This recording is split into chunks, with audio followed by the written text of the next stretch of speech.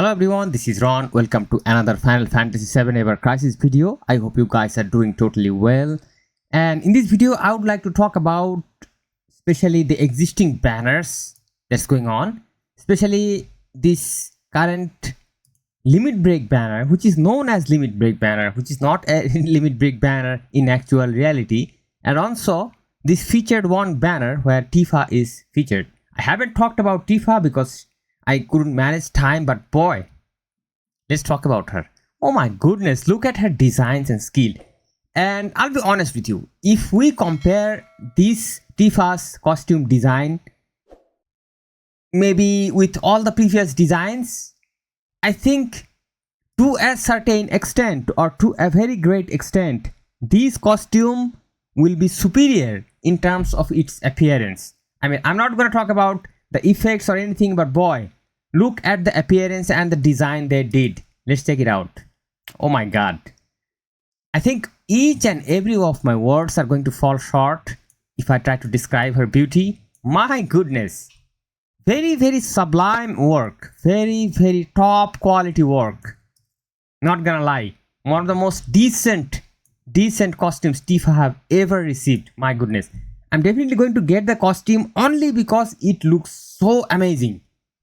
And the weapon itself, boy, top notch. But this is not important for me because why? I already have my magic fire jack already very high leveled up. But still, I would like to get a couple of copies of this weapon because this is going to be suitable. Boost magic attack, boost fire potential. And if you upgrade this weapon to 120, it's going to give us 20 plus 12. And if you go to this stage, I'm getting 27 plus 27, which is good, which is very good. But ideally, you would like to upgrade this weapon even more.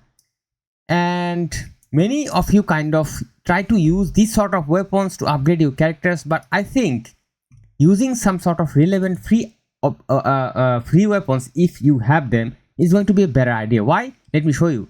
If I go to my jack and I'm using these free weapons that they previously released. Now these free weapons, you can upgrade this thing to very high level as you can see. But overall their output of these R abilities will never be as high as the banner weapon or the premium weapon. But guess what?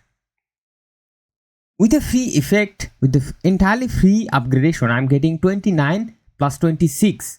Quite a balanced stat.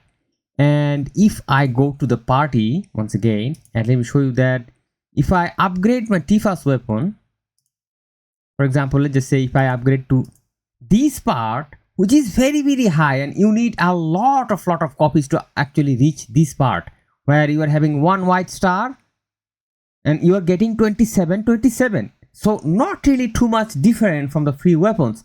So previously many of you kind of criticized that these free weapons are not really worthy, but in my humble opinion, as you can see that if you are a low spender or almost an F2P in this game, going after free weapons is way more beneficial in terms of our abilities because you will need an immense amount of resources to reach any weapon at this point. However, this opinion is valid for any character, not only Tifa, not only this banner, but for any banner until they are bringing any major changes.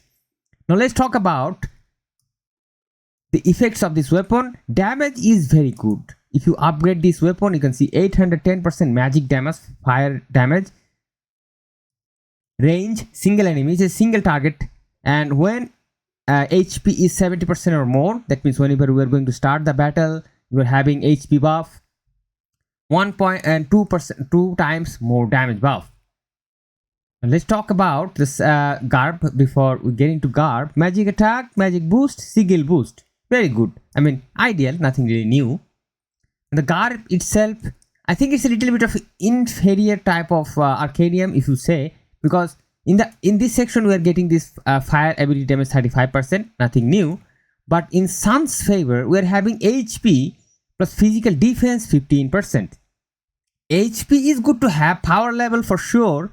Defense is not really too bad, but honestly, these type of effects are not going to be superbly helpful if you are willing to increase your damage numbers. And even in terms of power levels or everything, I think going with attack and other stat is going to be better. And let me show you my Jack's. Jack is also an Arcanium, okay? Jack is also an Arcanium. This Jack. And if you go to the garb,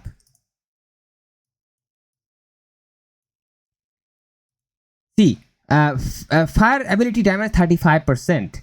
It is same, but in here we're getting boost magic attack. That means depending on the tires, we are having boost magic attack.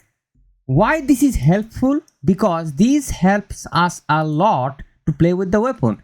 If the garb is already supplying a lot of magic attack, then you are free to use these sort of weapons or any sort of other weapons without magic attack, but trying to add these sort of effects.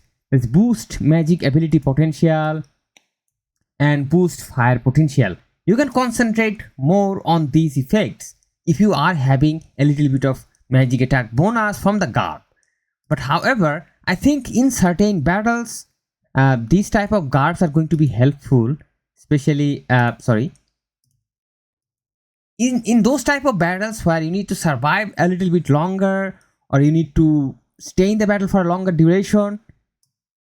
This will help to increase the survivability. But still, I believe that attack stat or any sort of ability buff is better in this field. Now let's talk about the other weapon. We already have another weapon that we can access, that is Shark Slayer, and this is the weapon for this guy, and deal to 260% physical non-element damage. So this is a non-element physical damage, is not magic damage. However, this is going to work as support weapon, so element is not really important here. Damage is also not important. The main important thing is fire resist decrease potentially high.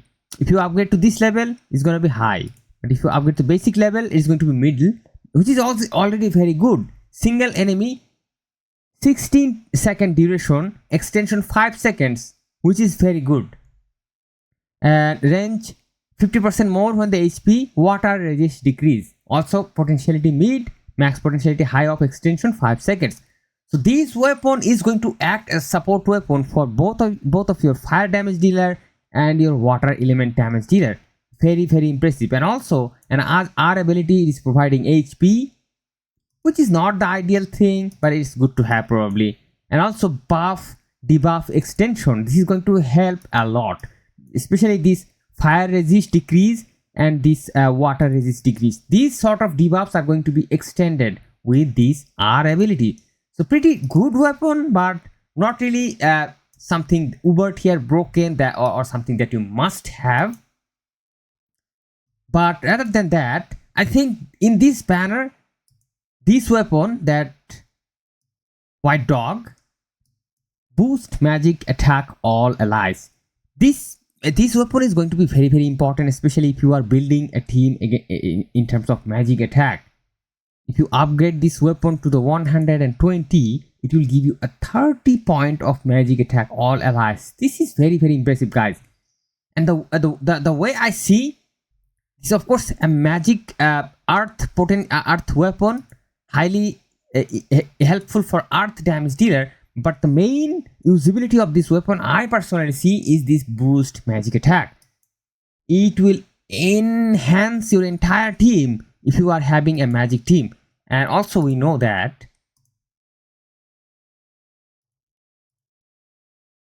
this garb itself, if you go to the garb, reprieve a hell lot of new effect.